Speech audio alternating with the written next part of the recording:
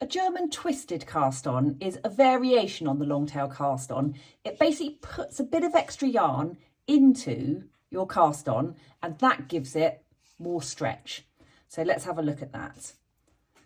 So I've already got my loop on the needle, so that's stitch 1, and I'm set up exactly the same way. So my tail end is over my thumb and the working yarn end is over my forefinger, like so. So they're in between those two strands. I'm going to catch the two ends over my palm with those 3 fingers, gently give them tension, and I'm going to start. So we bring that needle tip down just like we did for the long tail cast on, but instead of going up into the loop, we put the needle tip right under both legs. If you think of it as a stitch, the legs of the stitch. So put that needle tip, swing it under both legs and back towards you over into the top of the loop. Let me show you that again. So you're going to bring it down, go right under the loop and come back towards yourself and put that needle tip into the loop. So it's actually travelling the opposite direction to the long tail cast on. We're then going to do exactly what we did with the long tail cast on, swing the needle tip to the right, over the yarn on the forefinger, catch it, and we want to pull it back through the loop. But we've actually crossed the yarn on that loop, so it can't come through. So this is the ever so slightly fiddly bit, but once you get in the swing of it, it's completely fine. You have to untwist the loop as you pull the yarn through. Then you drop it off your thumb and snug it up as usual.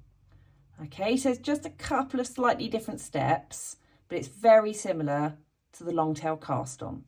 So bring your needle tip down, swing it right under both legs, over and down into the loop. Swing that needle tip back over the yarn on your forefinger, and as you pull it back through the loop, you just need to bend your thumb or do whatever you need to do, let go and snug. Let's do that again. Swing it under, over into the top, swing it over the forefinger, well, the yarn on your forefinger, and there we go. When you do this, because it takes extra yarn, you will need more yarn than you need for a long tail cast on. So I would do the same thing again. Cast on 10 stitches using the German twisted cast on. And for me, that means generally using double the amount when I'm estimating it that I did for the long tail cast on. So cast on your 10 stitches.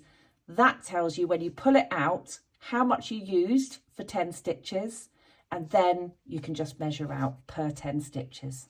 Okay, so let's just show you one more time.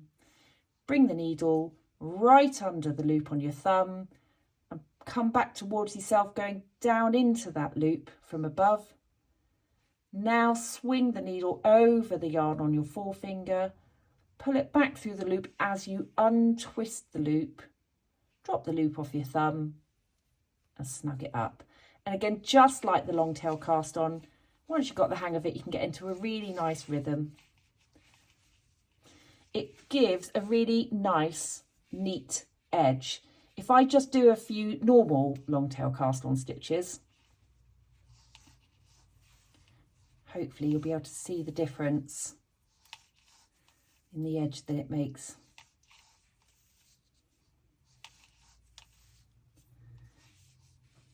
Okay, so that's my German twisted. So there's like an extra little bit of yarn there, and that is the long tail cast on.